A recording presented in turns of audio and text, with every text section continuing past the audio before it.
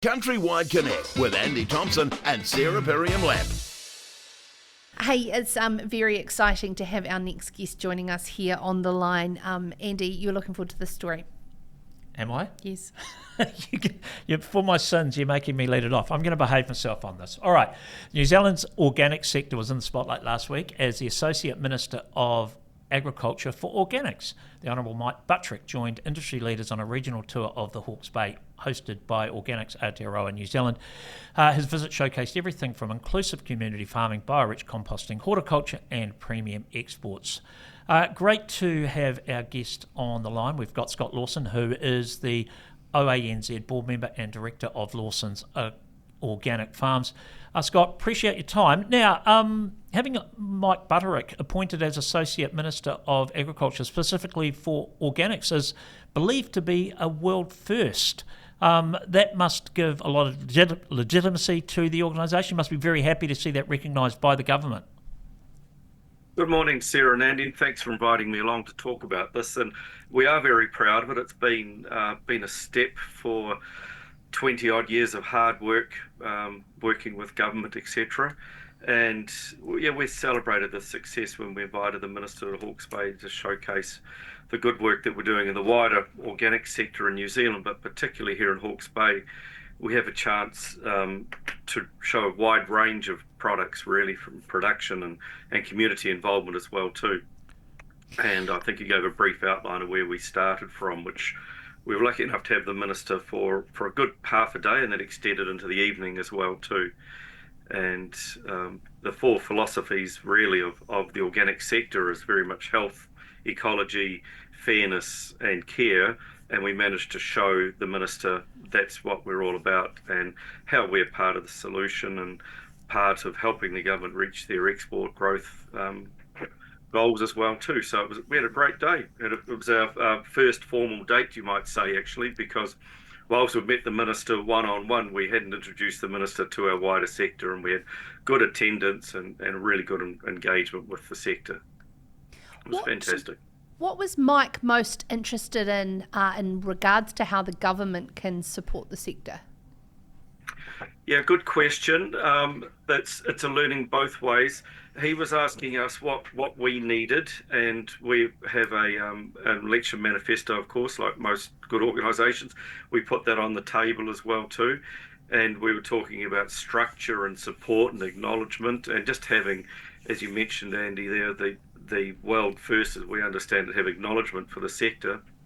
That's been a big part of what the sector needs as well, some recognition, some support, because often when we clash with government on things they're pushing that we don't feel is going to add value economically or environmentally to our bottom line in NZ Inc., we clash on that. So we had a chance to share education both ways, I'm sure, and it was a fantastic day, really. What's in your election manifesto? What sort of things are you asking the government for? I haven't actually seen it to sort of know. So what sort of things did you put on the table?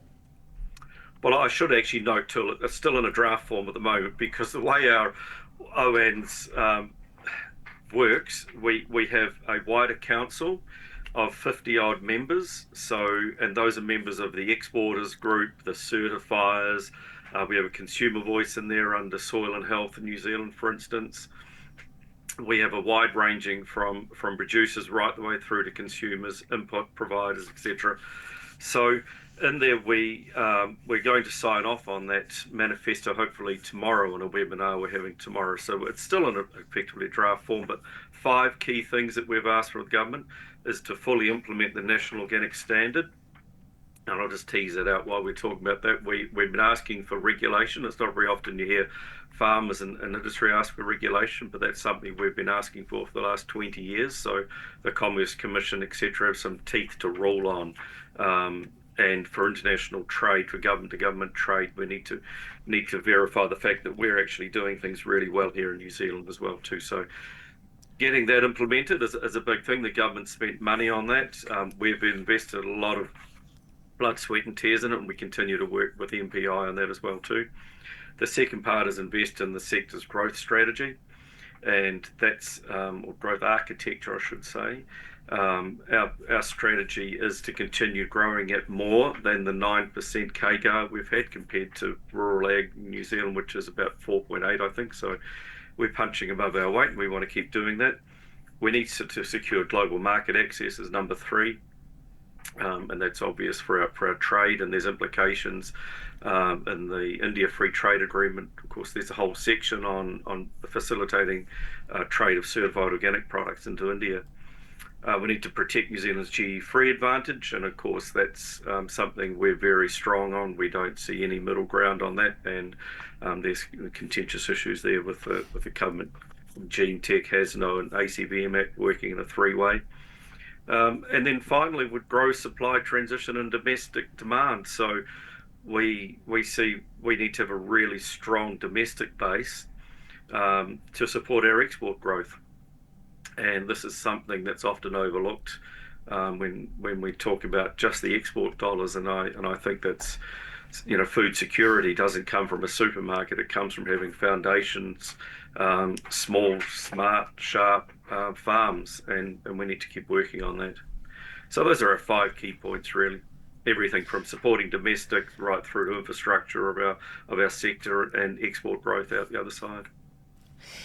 Is there anything in your own OANZ strategy around awareness of organic as a farming system to match that growth, Scott? So the misunderstandings of certain things that my colleague would believe dismissed, because the thing is, I'm looking at this latest story around the Southern Organic Dairy farmers to supply sterling for Fonterra, and Anne Douglas is calling for interest from Southland up through Canterbury. This is what the South Island dairy farmers have been wanting for a while, because they've been seeing that advantageous milk price that the Hawke's Bay farmers are getting. But, I do know that there is, a worry about things that have happened in the past. Where does OANZ fit into that?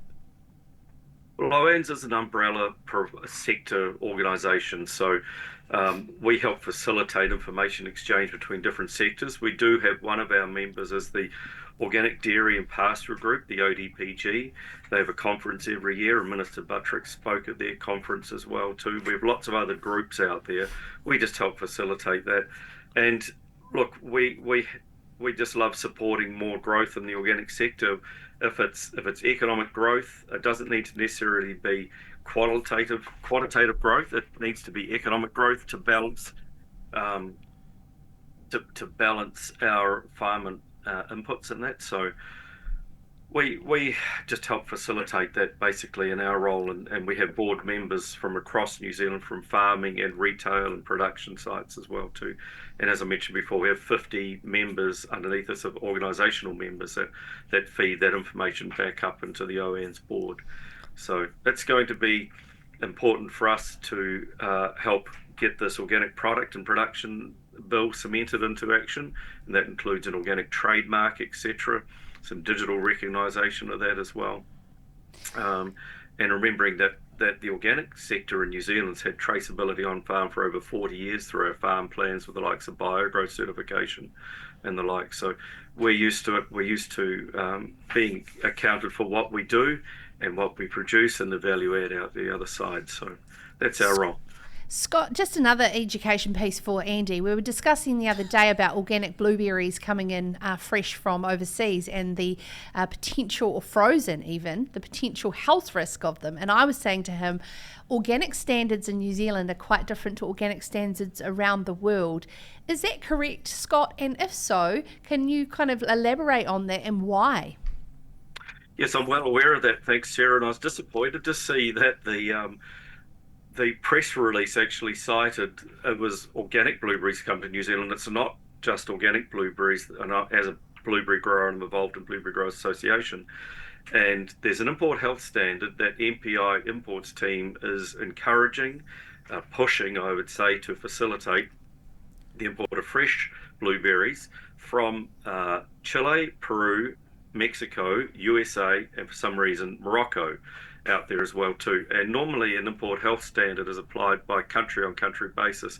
MPI imports team, in their wisdom, have chosen to pull 5 countries with all different risk profiles together from all different geographical locations and say they need to help facilitate trade of the fresh blueberries into New Zealand. But with regards, sorry, Scott, but with regards to organic standards, they are different in other countries, are they? They are different in other countries, yes, and New Zealand has a really high standard on that as well too. So it's just not about the importing coming into here, it's about our exports going out as well too. Yeah. And those blueberries that are coming in are going to be coming in fresh from all around the world with high risk for Horticulture New Zealand. So just a chance to share that, to please get Yes, and we have actually, yeah. Scott, been covering this very heavily here on Countrywide Connect, particularly with blueberry growers and also the Biosecurity Minister. So yes, we definitely are hot on this particular story. Thank you so much for joining us, Scott Lawson, the board member of Organics Aotearoa New Zealand, who had the Mike Buttrick Organics Minister in Hawke's Bay recently. Very interesting. Yes. Andy. Thank you, sir. Yeah. Well, thanks, Scott. It is interesting, and I know you keep throwing me under the bus because of my attitude to organics, and maybe I might. Barbara Kuriger would just like me to continue to remind you. I know, and I thought I'd explained my issue there to you, but we might have to do it again. Maybe we might do it at the end of the show because we've got a wee segment in the show. Actually, we're going to start building. It's called our Yap Gap. Oh no! Hey, so anyway, talking about that, we are going. Time in Hawke's Bay, Andy, if you'd like to come and see what you do, and to you too, Sarah. And we can grow everything from bananas to blueberries to dairy. We do it in Hawke's Bay. So thank you for your chance to talk today. Thanks. Fantastic. Thank you, Scott. We'll do a taste test because all those beautiful organic things, on Andy's point that there is no difference. Countrywide Connect with Andy Thompson and Sarah Perriam-Lapp.